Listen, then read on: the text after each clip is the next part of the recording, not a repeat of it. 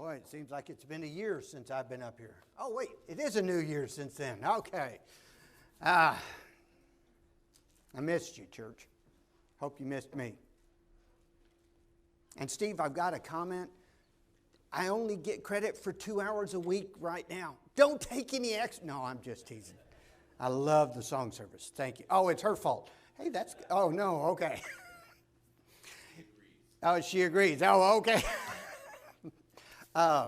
This week in our midweek, if you didn't get a chance to watch it, found myself in our study in one of my favorite chapters in the New Testament. And I guess I've probably got way too many of those, but this is one of those chapters that just kind of reaches out and grabs me.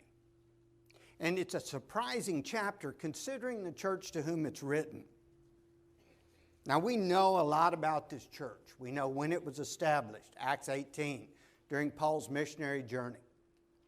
And we know Paul spent about 2 years there teaching them, training them, trying to get them rooted and grounded so that they would be able to remain faithful and steadfast after he leaves.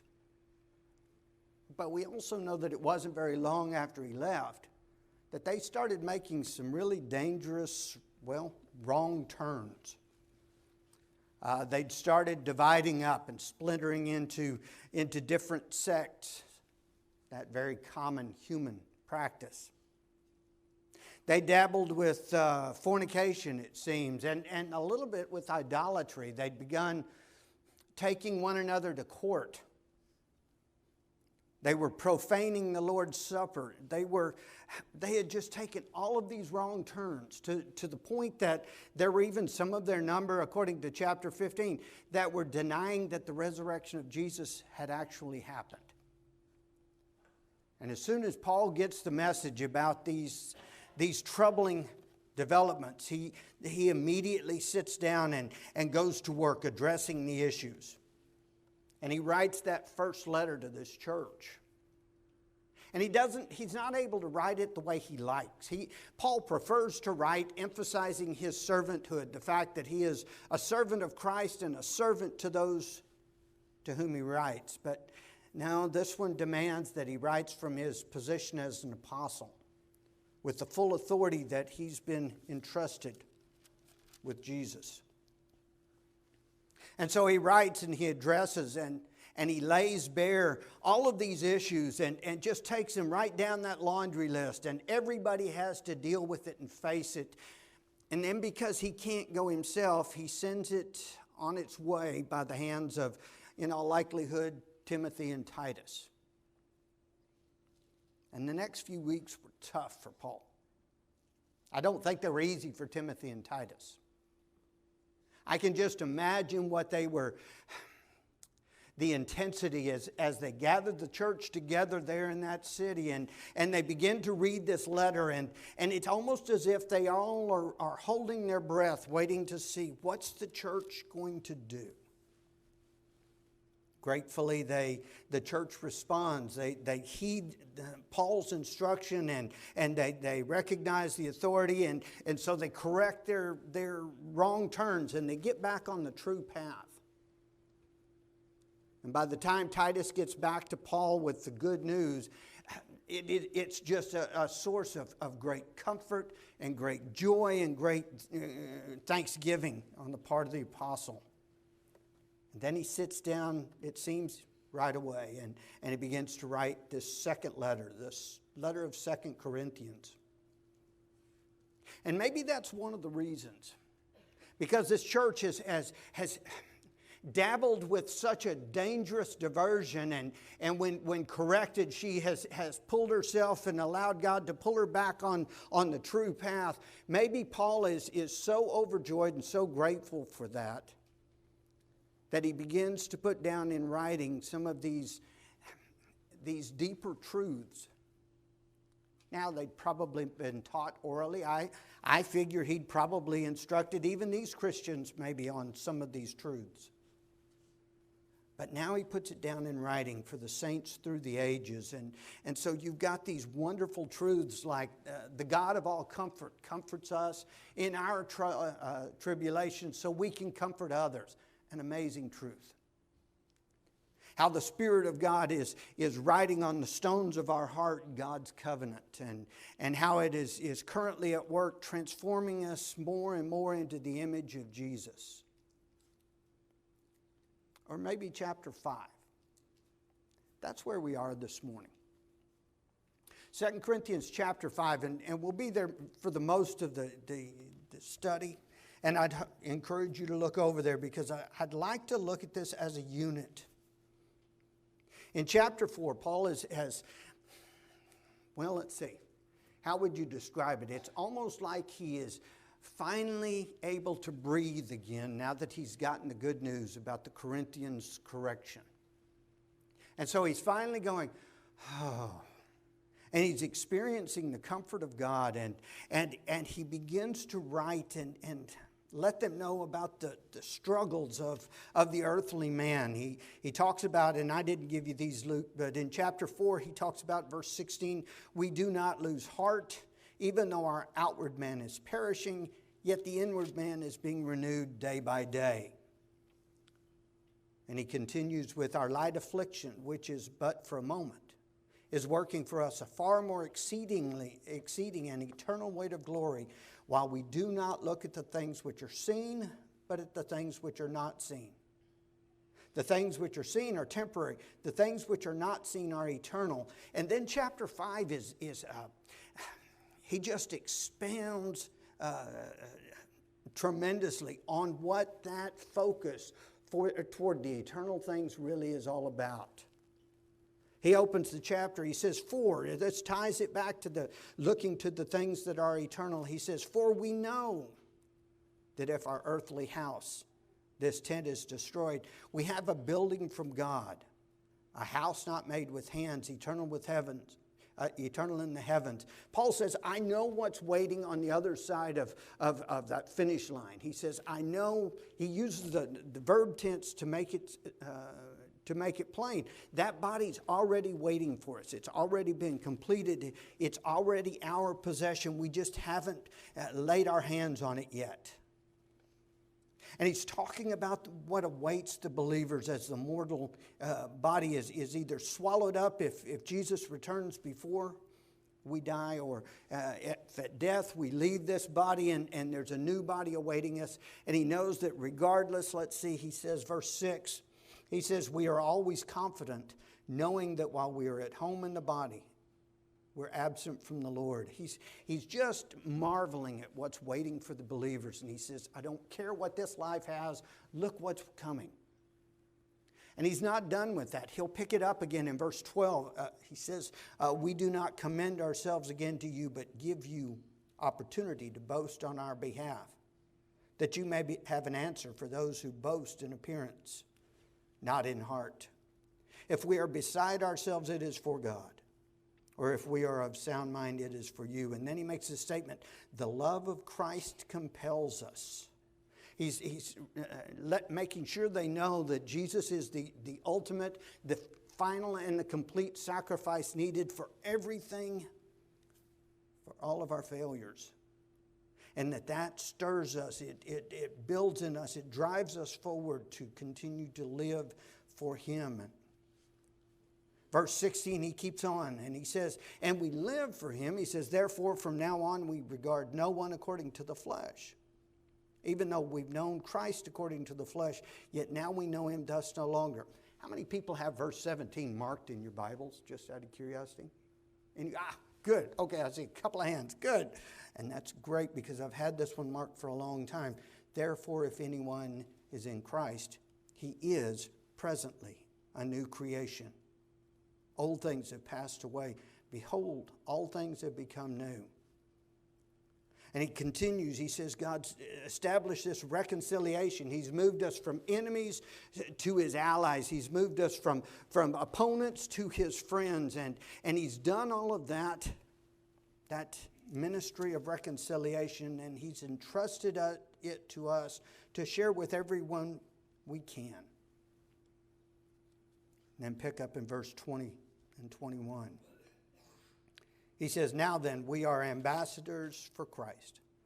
As though God were pleading through us, we implore you on Christ's behalf, be reconciled to God. For he made him who knew no sin, sin for us. The to be is not in the text. That we might become the righteousness of God in him. That's another one of those verses I've had marked for a long time. Because the absolute, ultimate, sinless, righteous one embodied our sin, our failures, the whole of our rebellion against his Father, and holds out his righteousness in exchange. He's just beside himself with everything that we as believers have to look forward to. And he just wants to make sure that the Corinthians are being built up the way they built him up by responding so humbly. But there's a passage right in the middle of that chapter that seems to give a lot of folks issues. It starts in verse 9. It's a 3-verse passage. And I can't count the number of conversations over the years with people of faith who will go to, especially this middle verse, and it stirs a very different response. Put up verse 9. Let's read those 3 verses together. Therefore, we make it our aim, whether present or absent, to be well-pleasing to him. For we must all appear before the what? Judgment seat of Christ, that each one may receive the things done in the body according to what he has done, whether good or bad. One more verse. Knowing therefore the terror of the Lord, we persuade men. But we are well known to God, and I trust are well known in your consciences. Now that 3-verse section, and especially that middle verse, is one of those that too many times I think we don't properly either understand it or apply it in its context. What's your reaction when you think about the judgment day? I can tell you what people who don't have faith, how they respond by and large. They're either convinced that the judgment day is a myth, that it's not ever going to happen, that the science of evolution has proven we're just cosmic accidents. When we die, everything's done. There is no day of reckoning. And they'll look at us, people of faith, as naive or simplistic or deceived. Karl Marx was convinced that religion, and especially this thought of reckoning and judgment, was just a tool to keep the masses under control. Others who don't have faith, they might accept that there'll be a judgment day, but in their minds, God's just going to be the great big Santa Claus, and everybody's going to be welcomed in, and it's all going to be for nothing. But then there's people of faith. How do you react when you start thinking about the judgment day? When you read Matthew 25, or you read Revelation 20 and the great white throne, or you read this passage, you could make the argument even. Verse 10, he says, we must all appear before the judgment seat of Christ, that each one may receive the things done in the body according to what he's done, whether good or bad. And then he says, knowing therefore the terror. And that's that intense word. It's not just fear and reverence. It's being terrified, literally, of the Lord. And you go, oh, wow. See, Paul's writing to keep us on our toes so that when we think about the judgment day, all we can think of is, boy, I sure hope I make it. Boy, I sure hope I don't fall short. I don't want to be in the goat side. I want to be in the sheep side. Is that his intent? For that matter, does it fit the context? Remember what the chapter's about. When he says, therefore, in verse 9, we make it our aim to be present, whether absent or present, to be well-pleasing to him. Therefore normally points backwards. Paul's saying we want to live pleasingly before him because we know what's waiting on the other side. We know he's got a better body, thank goodness, than this one. And he's been writing with this absolute certainty being expressed. Verse 1, we know that if our earthly house, this tent, is destroyed. There's not an I hope. Verse 6, we are always confident, knowing that while we're at home in the body, we're absent from the Lord. Here's a man who's writing from this rock-solid assurance that he knows what's laying on the other side of those doors, on the other side of that finish line. He says, there's a body waiting for me. There's a reward waiting for me. He knows that we're new creations already. God's already begun this magnificent transformation. He knows the sacrifice is complete, more than sufficient. That all that's required is that we walk by faith. Now, if you've got that all the way around the text, how can he have sat down and penned verses 9 through 11 and said, oh, by the way, I want to keep you off balance. I want to make sure you're filled with anxiety and dread and uncertainty.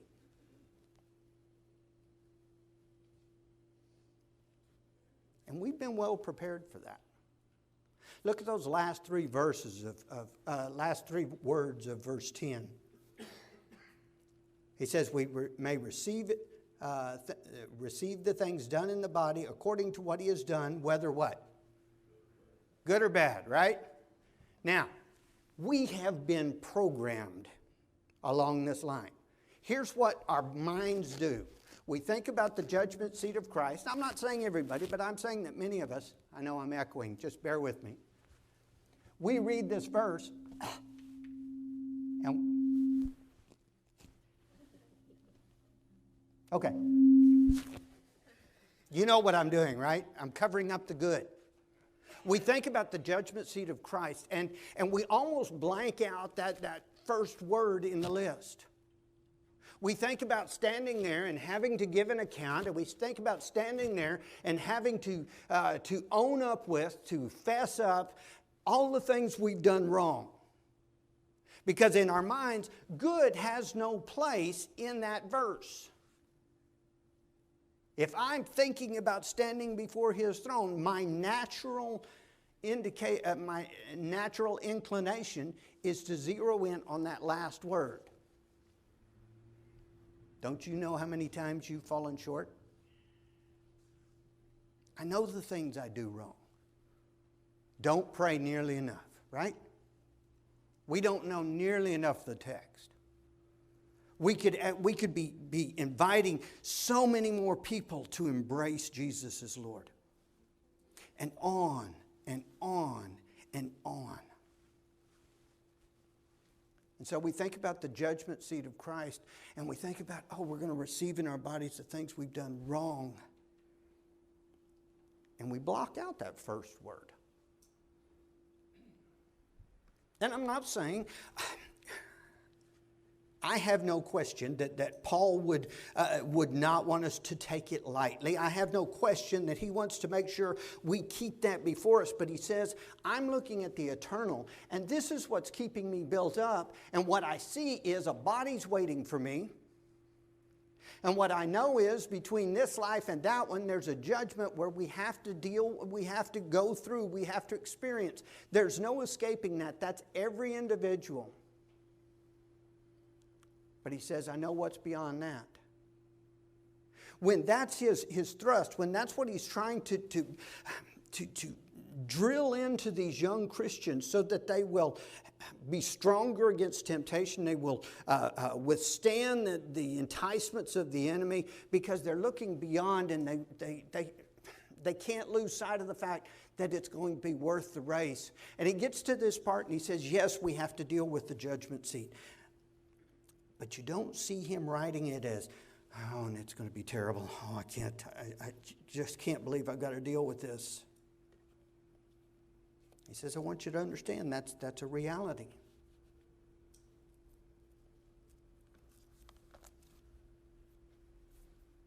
You know, people have differing views of our current president. He's still president for, what, 5 more days, right? One way or the other. They're not fond of his, sometimes the way let's face it, he's blown up Twitter time and time and time again, right? Drives you crazy. Sometimes they don't like the way he expresses himself. Anybody in here ever get rubbed the wrong way when he's doing one of his speeches and he has to go at great length about all the things he's accomplished in his administration? That puts some people off because we're programmed. You don't do that. No. You keep that undercover. I think he's got a good reason for it, for doing it. And in the same manner, we have trouble even acknowledging that there's anything good